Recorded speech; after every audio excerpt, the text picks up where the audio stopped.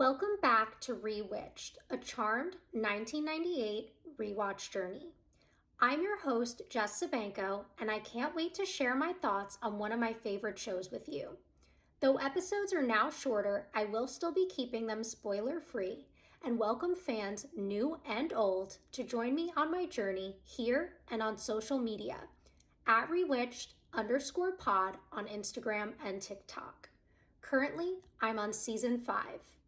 All right, so this week we're talking about season 5, episode 19, Nymphs Just Wanna Have Fun. This is another episode that, again, is really fun, really leans into that expansion of the magical universe, that kind of like fantasy element that I talked about a little more for this season a couple episodes ago. We have, in terms of our innocents and villains, we have two demons named Xavier and Toll. We know that Xavier is kind of like in charge. We find out that their father was killed and they're kind of like seeking to avenge his death in some way, but we don't get a whole lot of their backstory there. We know that they both have the power to throw flames. In terms of our innocents, we have, of course, the wood nymphs, Daisy, Miranda, and a third who is unnamed.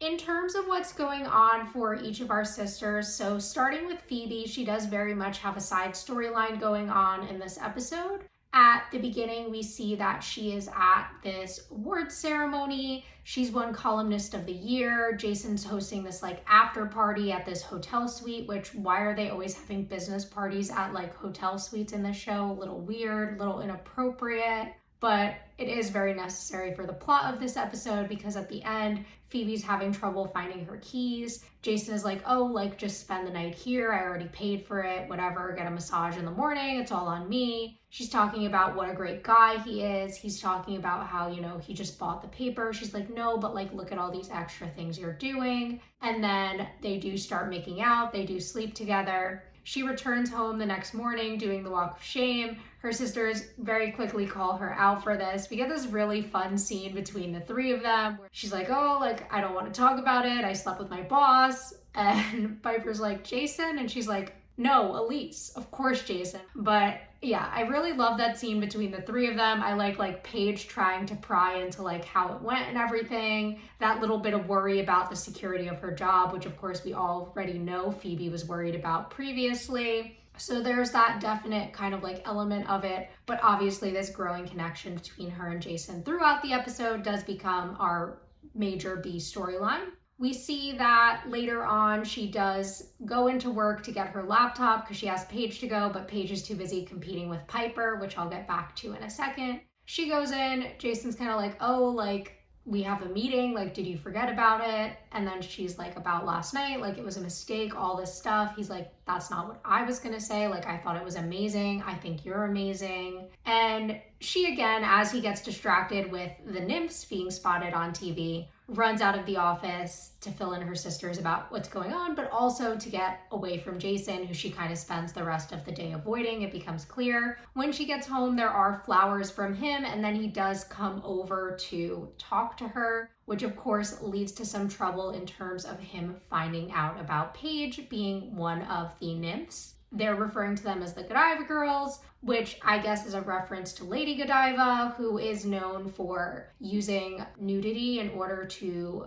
protest way back in the day. It's kind of this old legend. It's strange to me that that's the reference they're kind of calling them by. I tried to look it up online to see if there was anything else that could really mean, and I didn't really understand it because like they're not really that scantily dressed. But I'll get back to my thoughts on like the nymphs and their portrayal in a little bit. Returning to Phoebe and Jason, we do see, again, he's kind of like, oh, like, is your sister one of them? Like, I don't know what to do. And he tells her that someone did spot them at P3. There are photographs. He has to print them because everyone else is going to. And she's like, this wouldn't even be a conversation if we hadn't slept together. Like, all these things, and by the end he does decide to run the article without Paige's name, which Phoebe does thank him for, though he does bring up that like she was the one worried about her job with them having a relationship, but it's actually him who's now doing things because he didn't buy this paper in order to bury stories, which is what he did because he cares about her and can't hurt her. So we see that this connection really is developing between them, and he really does kind of have that like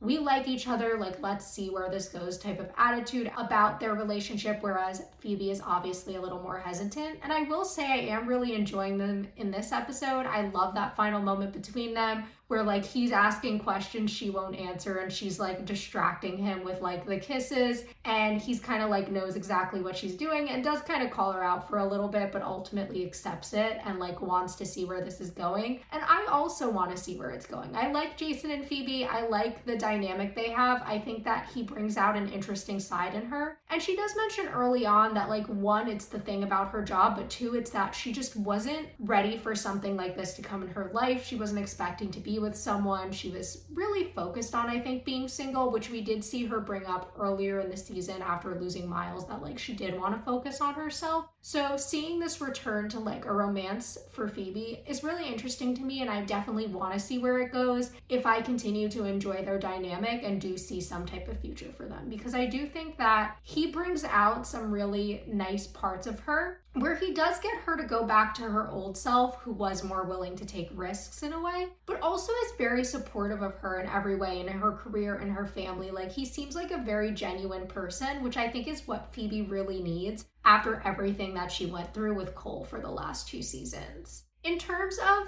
Piper and Paige in this episode, so the two of them are being very competitive with each other. Leo has obviously taken on the role of now, being Wyatt's sort of primary caregiver, where Piper is still there and helping a lot, obviously, but she also is working and she is looking to get back into being the head witch like she kind of was before, which is the default setting as oldest sister. And we see that Paige has really like embraced her role. She reorganized the kitchen. She color-coded the Book of Shadows. And these are things that really piss Piper off, because it's like, why is she not consulting us? Why is she doing these things? And Leo does point out that like, he doesn't think that that's what Piper is upset about, and that actually allowing Paige to take on some of these responsibilities is going to allow Piper to have more time to have a normal life, which she always wanted. But we see that both of them are very competitive. Piper has always had a thing in terms of like craving control in certain ways, and I think this falls into that, as well as feeling that responsibility to take on this duty as the oldest sister the way that Prue always had. So I definitely see that, and I definitely see where Paige is coming from in terms of like, I gave up my job and everything else to really focus on this, and I want to step into this role. I want to do this. Like, this is something that I'm good at. Look how organized I am. Look how well I take care of this. But there is, again, that headbutting throughout the episode that everyone notices and calls them out for. I do like that by the end of the episode, they do come to this consensus where it's like, okay, like, we'll split these duties of being head witch, because at the end of the day, we both do have good ideas. Like, Piper was right about waiting where the demon was and being ready for him there, which obviously a little too late as one of the Nymphs was killed instantly, but it was the right move to make. Whereas Paige's spell to use the 4 elements to find the location obviously also came in handy later when Piper and Phoebe needed to find the Nymphs as well as Paige. So the way that both of their styles can work together, I think, is really important. And the idea that they both can have these other things, because Paige, again, we've been seeing throughout the season, way too focused on just being a full-time witch. And in this episode, the Nymphs play into that. And Piper, of course, has been focused between many things: her marriage, her baby, her work. And now it's like, well, I'm done with maternity leave. Like, I want to get back into this, but like Paige is kind of taken over. And that tension between the two of them ultimately being solved, like, well, I can focus on Wyatt and these things, Paige can focus on these things, and we can share that responsibility together, which ultimately does make a lot of sense, because the sisters always do their best when they're all working together, as opposed to kind of like one of them going off on their own or something like that. There always tends to be trouble when something like that happens. So I did enjoy that part. I also really enjoyed the scene between Piper and Leo where they're having their conversation about this. And Piper's like, oh, like, we go to counseling and now you think you're my shrink, like all this stuff. So I really love that dynamic between the two of them. And I do think they have other cute moments, especially at the end, where like Paige is talking about going out with the guy from the band, and he's like, oh, like, rock on, and like doing all these like dorky little hand poses, and Piper's like, oh, like, no. And then they get all cutesy and like obviously are reconnecting as a couple, which is really nice to see, obviously, after we saw all the tension between them the last couple of episodes. In terms of our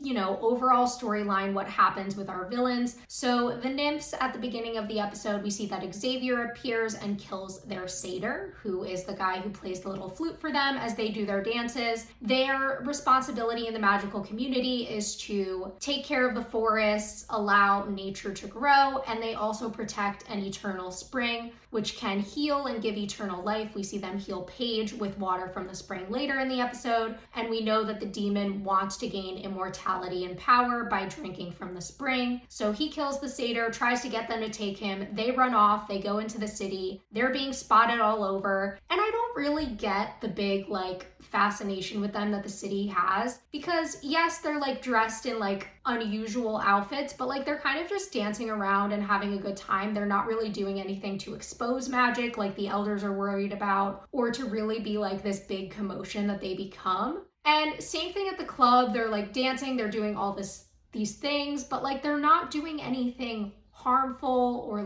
whatever. The thing about them that is, obviously playing on the idea of wood nymphs, nymphomania, that type of thing. They're very free-spirited, they're very flirtatious. Every time a guy comes in, Leo, Jason, they kind of have these heart eyes for them, and they're very flirty, even kissing Leo on the cheek when he's I'm married, and Piper also clarified that they were married. We also do get the idea that they are very stuck in tradition. When Piper and Paige and Phoebe bring up the idea of why do you even need a new satyr, they're that's the way it's always been. We do this for him, he tells us when to reveal the spring, but really they control everything. They open the spring, they take care of the forest, he just kind of tells them what to do. And I think that's a really interesting concept in the way that it's difficult for sometimes society to move out of what has always been, and this idea that there's no reason for this man to be in charge of them, but he just is because he always has been historically. So I like that social commentary there. And overall, I do enjoy the Nymphs as characters. I do like that Paige questions things for them. She brings up this idea of but why? And even when she's asking questions, once the demon brother, Toll, pretends to be the satyr in order to trick them after Piper blows off Xavier's arm, there's this moment where she's questioning a lot of his things, and one of them says, well, we're here to please, not to question. So that idea of what women's place is, and just letting the man have all the power without ever thinking for themselves is really interesting to play into, especially when we see that the sisters are so not like that and are so badass, these big powerful women, and kind of by the end telling the wood nymphs that change is good, that they can do this for themselves. And I like that. I like that aspect of entering them into the new century and into the world once they come into the city. I think it's really interesting. I think it's an interesting kind of metaphor for growing up somewhere more secluded and then coming to a big city and seeing changes. So I think there are definite messages in that. I also, in terms of Paige as a nymph, two things. I think it's really interesting that they want to see her having fun. Of course, they're drawn to her because of how tense she is, but that she seems to have this wild nature, which obviously we know is true of Paige from the past. I like that this experience gets her to open back up to not just focusing on one thing. She's going to go on a date, she's going to have more fun, she's going to go out dancing, she's going to be the Paige she's always been, while still caring about her magical future. And I think that we did see Paige as a balanced person early on in season 4, though obviously magic made that more complicated for her, which is why she did end up leaving her job. And one other thing in terms of her being one of the nymphs is when she has that green dress, I don't really understand why hers is so different from the other two. It's very neon, it doesn't have that woodsy feel. Maybe it's in order to depict that she's part of them, but she's not fully part of them because the real Paige still does exist inside of her. But I did definitely find the costuming interesting there. I also do like the scene, where she obviously, once it's revealed that Toll is a demon and he drinks from the spring, she tells them to close it. She turns back to herself. Of course, she is knocked out and bleeding, which then the nymphs do save her with that little bit of drop of water that they carry in their necklace from the spring. And then they are able to defeat Toll when Piper and Paige come up with a spell together on the spot to turn him into a tree, which is also immortal. This victory, getting the nymphs to go into their own life, and then the sisters having their own final moments. Overall, I found this to be a really enjoyable episode. Like I said, I am definitely wondering how we'll see these little character developments for each of the sisters continue on in the rest of the season and going forward. But yeah, no, we're getting very close to the end of the season, and I'm definitely waiting to see what the big moment to close this one out might just be, because we have been having a lot of little innocent monster of the week type episodes. So definitely interested to see where things are going from here. But yeah, that's all I have for this one. I hope you'll join me back next time.